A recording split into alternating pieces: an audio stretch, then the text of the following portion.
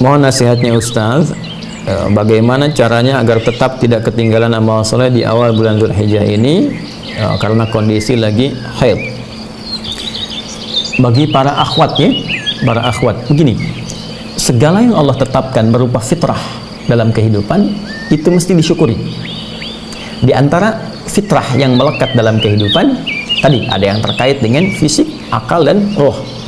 Nah, fisik ini istimewa ya, karena fisik ini menjadi sebuah tampilan yang menampilkan ragam perbedaan ya. Di antara yang paling mencolok adalah perbedaan antara laki-laki dan perempuan, baik dari segi tampilan fisiknya yang nanti melahirkan karakteristik dan juga hal-hal kimiawi ya yang tidak sama antara laki-laki dan perempuan, untuk membedakan kedua insan ini walaupun dengan kesamaan dari sisi kemanusiaannya, sama-sama manusianya, sama-sama kadar kemuliaannya di hadapan Allah Subhanahu wa taala, namun punya perbedaan dari tampilan fisiknya sebagai maslahat dan fitrah kemudahan untuk beraktivitas demi mencari bekal.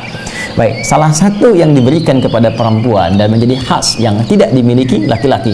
Jadi nanti ada yang milik laki-laki, perempuan tidak. Ada yang sebaliknya, milik perempuan, laki-laki tidak. Yang jadi milik perempuan, laki-laki tidak, diantaranya adalah ada satu siklus haid ya.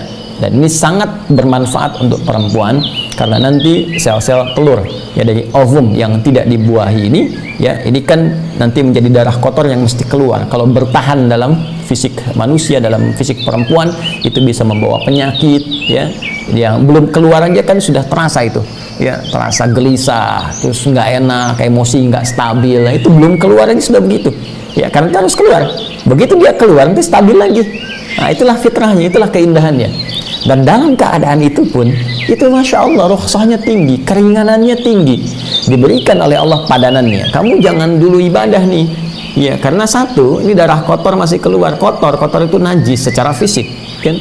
Yang kedua, tinjauan keduanya secara mentalitas, nggak bagus ibadah dalam keadaan demikian ya. Ibadah sedang nggak stabil emosinya ya kan, ibadah sedang dalam keadaan yang tidak seperti normalnya dari segi perasaan, dari segi ketenangan hati, terus dari segi fisik, tiba-tiba sedang ibadah keluar darah, kan nggak enak kan kondisi begitu.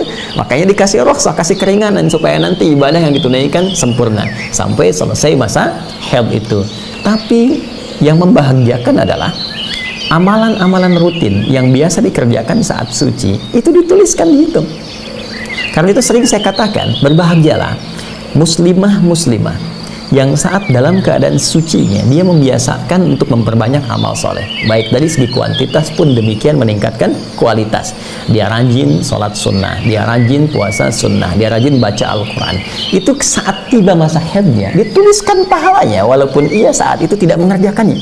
Bukan cuma yang fardu, dalilnya jelas dari sahabat Abu Hurairah radhiyallahu taala anhu, bersumber dari Nabi sallallahu alaihi wasallam, "Idza maridul 'abdu aw safar kutiba lahu mithla ma kana 'alaihi muqiman sahiha."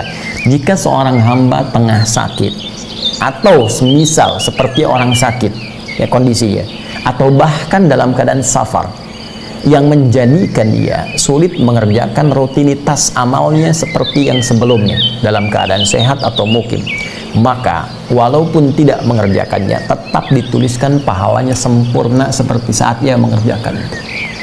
Anda safar sekarang, karena safar kemudian terjadi jamak qasar, zuhur asar di jamak dari 4 bahkan dikosor jadi 2, terus salat sunnah nggak dikerjakan, tapi sebelum safar punya kebiasaan sempurna, bahkan ke masjid, bahkan sunnah dikerjakan.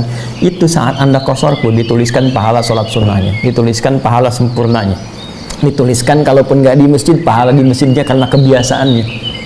Pun demikian orang sakit dan orang yang diasumsikan seperti sakit, seperti orang yang haid tadi ya. Nah, itu masuk dalam kategori ini. Jadi kalau perempuan-perempuan dalam keadaan suci banyak ibadah, saat haidnya dituliskan pahalanya. Nah, demikian kalau di awal Dzulhijjah ini ada yang tiba masa haidnya sehingga tidak bisa mengerjakan amalan-amalan pokok seperti sholat misalnya, kan? Kemudian untuk baca Al-Quran ya dalam pendapat yang rajih. Kemudian juga amalan-amalan yang sifatnya tak mungkin dilakukan secara khusus seperti puasa misalnya, karena ikut dia. Ada ikhtilaf di puasa, tapi saya menguatkan pendapat yang tidak puasa ya saat dalam kondisi haid ini. Jadi dia tidak puasa, tidak sholat, tidak baca Al-Quran. Nah, peluang ini bisa dimanfaatkan untuk mengerjakan amalan lain. Kan tidak terhalang untuk berzikir, ya, mengingat Allah dengan istighfar, minta ampun sama Allah, belajar dari tafsir, belajar tajwid, ya kan? Yang diniatkan untuk pelajarannya, belajar baca hadis, belajar sirah, ya, pahala yang tadi udah dapat tambah dengan yang ini, ya, dan tidak menghalangi untuk meniatkan kurban, beli hewan kurban untuk diniatkan kalau memang ada peluang untuk itu.